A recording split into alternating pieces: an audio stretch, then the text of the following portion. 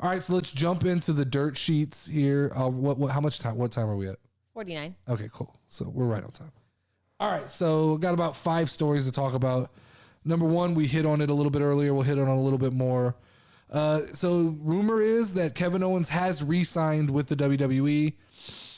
I know there's going to be a lot of people who don't like this, right? All the AEW people thought this was a lock, that he goes over to the AEW. That's where all his buddies are, right?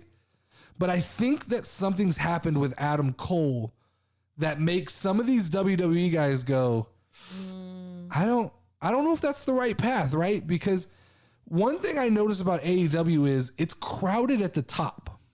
Yeah. It's top heavy. Lots of guys are looking for the big prize.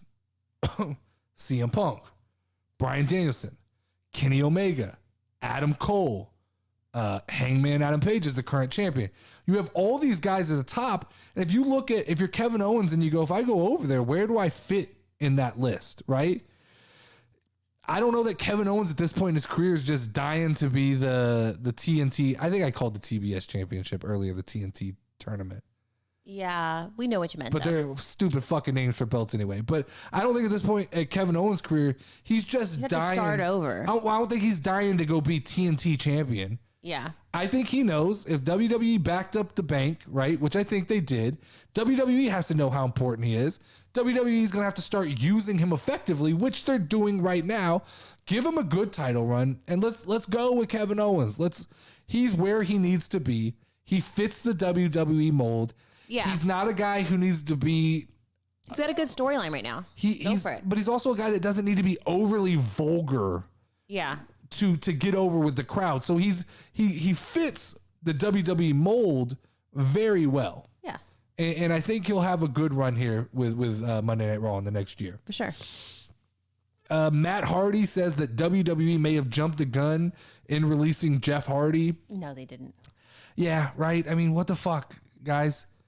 He obviously something was fucking wrong with him. I said last week I'm not going to speculate. I'm not going to speculate again.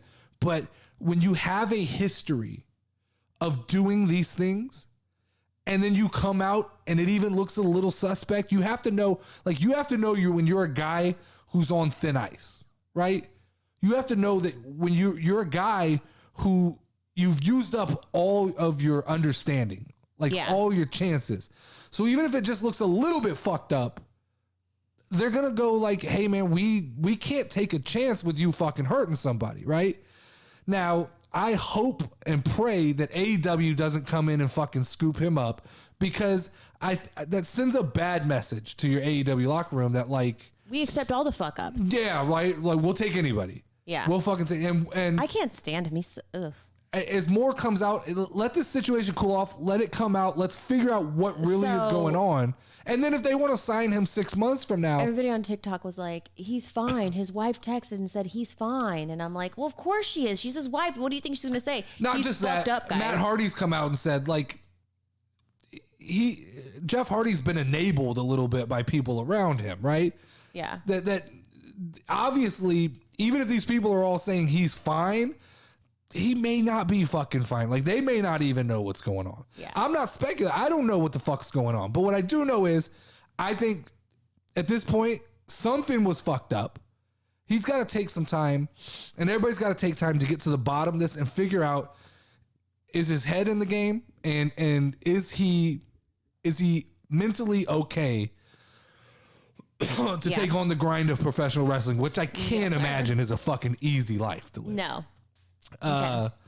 So apparently Bayley posted some stuff on Instagram that she's pretty close to a return. Okay. That's exciting. I mean, the WWE, we said this a little while ago, they're hurting for some female names, some big stars coming back. For sure. You get Alexa Bliss back, you get they need Asuka. Where the fuck did Asuka go? I don't know. You need to get Asuka back, and you get Bayley back. That'll kind of solidify what I talk about as WWE has the best women's roster, but it feels real thin right now. Yeah, everybody's so I'm excited. Shout out. Hopefully Bayley comes back. I'm guessing Royal Rumble seems like the perfect place to bring someone back.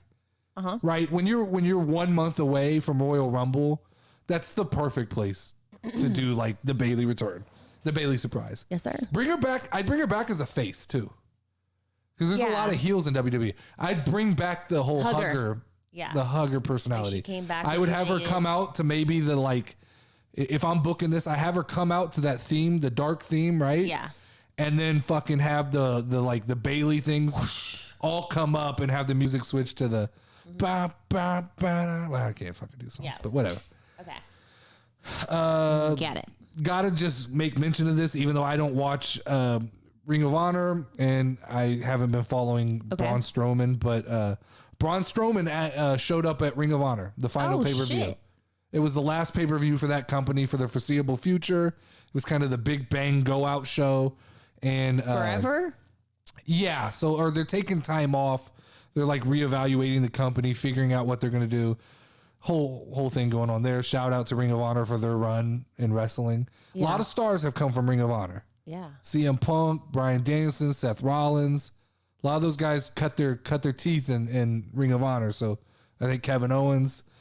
So shout out to them. But yeah, it was the last pay-per-view for the foreseeable future for Ring of Honor. And Braun Strowman showed up and they referred to him as the Titan, which is a fucking great name for a guy his size. So yeah.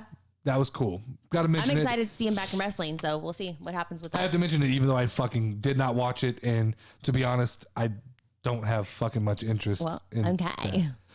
Lastly, MJF has gone on record as saying, "I will become the world champion in 2022 or die trying." This is interesting to me because I just made the observation a little while ago that AEW is crowded at the top. There are a lot of guys who have their sights set on that AEW World Championship. And I know everybody knocks the WWE for having so many titles, Yeah. but it almost feels like you have to at this point in time, because when you have these rosters that are so bloated at the top, MJF now, right? You got CM Punk, Bryan Danielson, Adam Page, Adam Cole, Kenny Omega will be back eventually. And I'm probably leaving off a bunch of fucking names of guys who at least have their sights set on that title. Yeah.